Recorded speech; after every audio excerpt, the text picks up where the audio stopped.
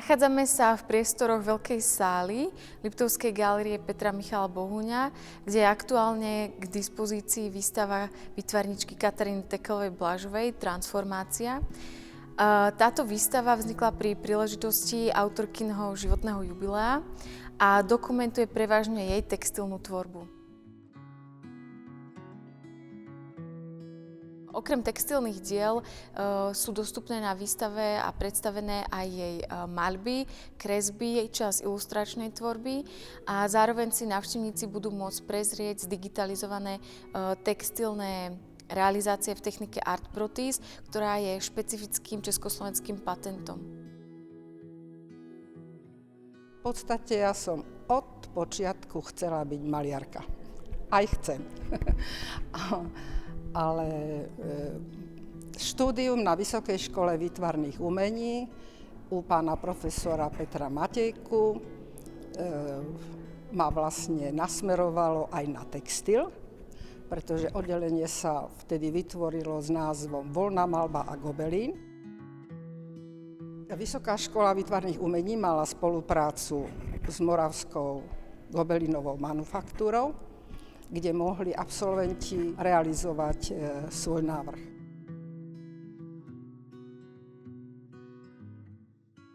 Bola to veľká príležitosť pozrieť sa zblízka, ako sa realizujú tapisérie viazané a kombinované a gobelíny tkané, jemné a proste sa objavil mi celý svet veľmi, veľmi krásnej práce s materiálom.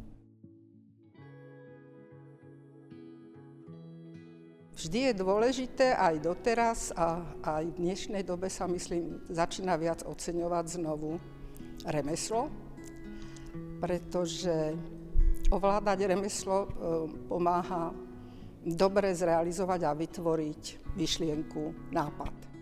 Veľmi dôležitým dielom tejto výstavy je aj jej diplomová práca, alebo časť diplomovej práce, dielo Úsvit, rozhovor v záhrade, ktorá vznikla v roku 1971 a je zapožičaná zo zbierok Slovenskej národnej galérie.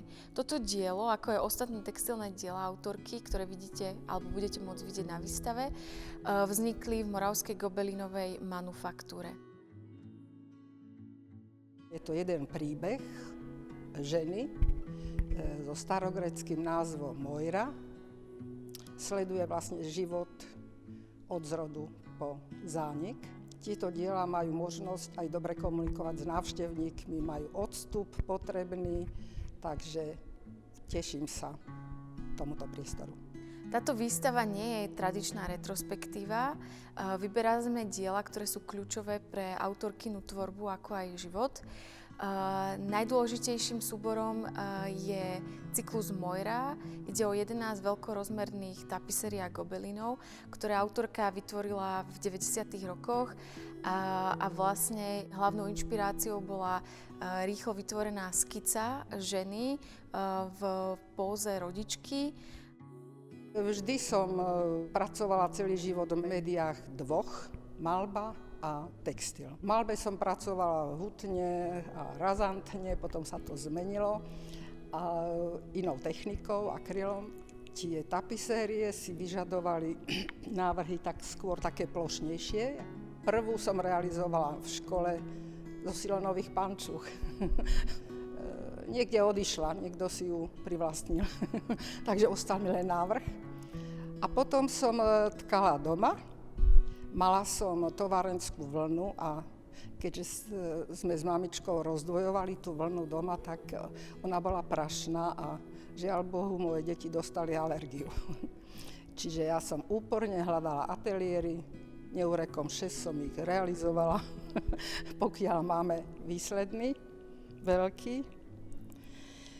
No ale boli sme traja výtvarníci a náš syn nám odišiel, takže uvažujem, čo s tým ďalej, s tým ateliérom, ktorý je preplnený vecami a rozmýšľam, či by sa nepodarilo vytvoriť z toho nejaké také centrum, taká malá galéria, lebo je to v centre Košíc, no ale zatiaľ je to sen.